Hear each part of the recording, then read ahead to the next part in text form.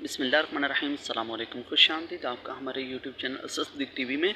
और जिस तरह के हमें कौन सा वीज़ा लेना चाहिए और क्या हमने सैलरी क्या मिल सकती है लेबर वीज़ा के ऊपर अगर आप आज़ाद वीज़ा लेते हैं। हमारे एक दोस्त ने हमें कमेंट किया हो, ये ऊपर आपको दिखा रहा हूँ। ये साहब क्या सोचते हैं, अगर हम पाकिस्तान, इंडिया, बांग्लादेश में बैठे सोचते हैं ऐसी कुछ सोच, तो ये बिल्कुल आपकी मुख्तलिफ हो जाती है सऊदी अरेबिया के अंदर आने के बाद। क्यों, ये सब कुछ मैं आपको बताऊंगा और आप समझेंगे कि ये वाकई हकीकत ठीक है। अगर आप जनाब मोहतरम आज़ाद वीज़ा लेते हैं तो आपको सैलरी का कुछ भी इल्म नहीं होना चाहिए, ना ही कुछ सोचें सैलरी के बारे में कि सैलरी मिलती है इसके ऊपर। भाई आप सैलरी पर तो काम नहीं करने आ रहे, आप आज़ाद वीज़ा के बारे में पूछा है। अगर आप कंपनी में लेंगे तो फिर सैलरी की बात करेंगे, आप वहीं पर कंफर्म कर लेंगे कि हमें सैलरी इतनी होगी। लेकिन अगर आप आज़ाद वीज़ा ले रहे हैं तो फिर ये सोचें कि हमें सैलरी मिलेगी, सैलरी इस पर नहीं होती। भाई आपकी दिहाड़ी लग जाएगी तो ठीक है, नहीं लगेगी तो जनाब आपकी मर गई दिहाड़ी, समझें वो हमारी दिहाड़ी लगी नहीं, हमारी जेब में नहीं आई।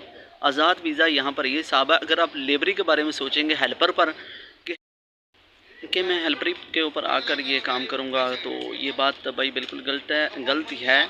क्योंकि 120-30 रियाल दिहाड़ी या 140 या तकरीबन बड़ी से बड़ी कोई सिटी में ज़्यादा दिहाड़ी होती है, कितने में कम होती है, यानी कि लेबरी की तो 130-40 मिलेगा आपको। रियाद में सुनते हैं कि तकरीबन 100 रियाल देते हैं लेबर को, और दमाम में सुनते हैं 130-40 भी चलती है, मक्का में तकरीबन 100 रियाल, यानी इस तरह जद्दा में भी 100 रियाल, 90 रियाल, हाइल में तकरीबन 80-90 रियाल दिहाड़ी चलती है। यानी इस तरीके से सऊदी अरेबिया की मुख्तलिफ सिटी में दिहाड़ी होती है लेबर की। यही जिस काम के हिसाब से दिहाड़ी होती है लेबर की, काम ज़्यादा है तो लेबर की दिहाड़ी बढ़ जाती है, लेबर की कदर बढ़ जाती है। अगर काम कम है तो भाई लेबर की दिहाड़ी भी कमती होगी।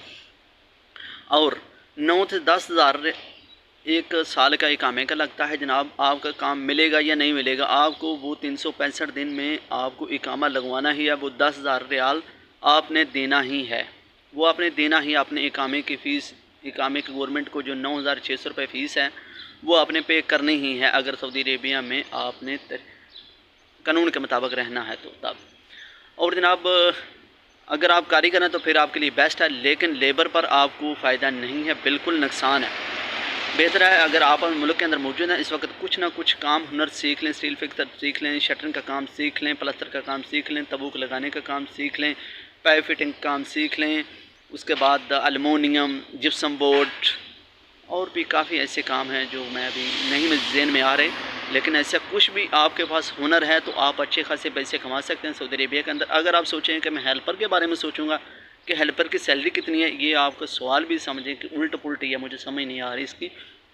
क्योंकि हेल्पर के ऊपर या कारीगर के ऊपर आप आज़ाद वीज़ा लेंगे तो सैलरी की तो बिल्कुल ही बात मत करें। आप कंपनी में आ गए या कफील के साथ काम करेंगे तो फिर तो ठीक है, मानते हैं कि उसकी सैलरी होती है। लेकिन आप सवाल कर रहे हैं आज़ाद वीज़ा का, आज़ाद वीज़ा के ऊपर आपको सैलरी नहीं मिलती। भाई आपके काम मिल जाता है आपको तो दिहाड़ी मिल जाएगी, नहीं काम मिलेगा तो एक हफ़्ता नहीं मिलेगा, 15 दिन नहीं मिलेगा, जितने दिन में नहीं मिलेगा आपको पैसा उसका नहीं मिल सकता कहीं से भी, उसकी सैलरी तो नहीं आएगी ना।